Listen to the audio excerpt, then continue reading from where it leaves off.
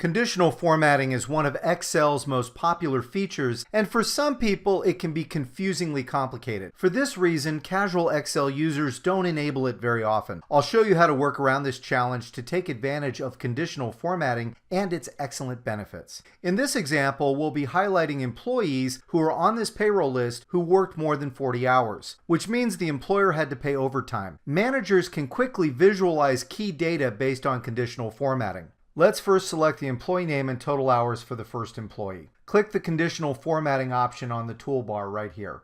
Select New Rule.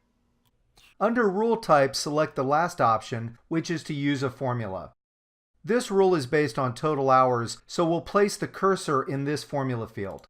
Then click the cell containing the employee hours, which then auto-populates into the formula field. Now let's add the greater than symbol and then the number 40. If the employee hours exceed 40, then highlighting will be applied. Now click the Format button.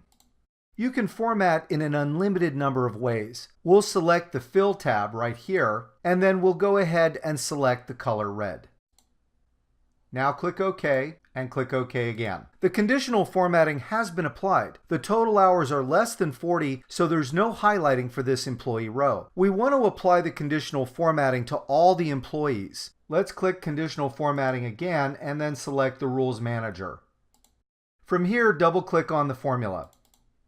The $sign in an Excel cell reference affects just one thing. It instructs Excel how to treat the reference when the formula is moved or copied to other cells. Using the $sign before the row and column coordinates makes an absolute cell reference that won't change. We don't want that. Without the $sign, the reference is relative and it will change. I'll show you what to do. We'll leave the $sign before the B since the column will not change when we apply conditional formatting to other rows. However, delete the $sign before the row number so that when we apply the conditional formatting, it will be relative to the row number. So let's go ahead and do that.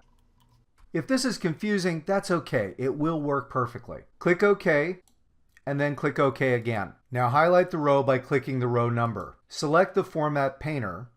Click on the row number just below the highlighted row while holding the left mouse or touchpad button, and then drag down to apply the conditional formatting to all the rows. Then let go of the mouse. And you're done! I hope you've benefited from today's gift. If you found this video useful, please feel free to share it with family, friends, and colleagues. Bye for now.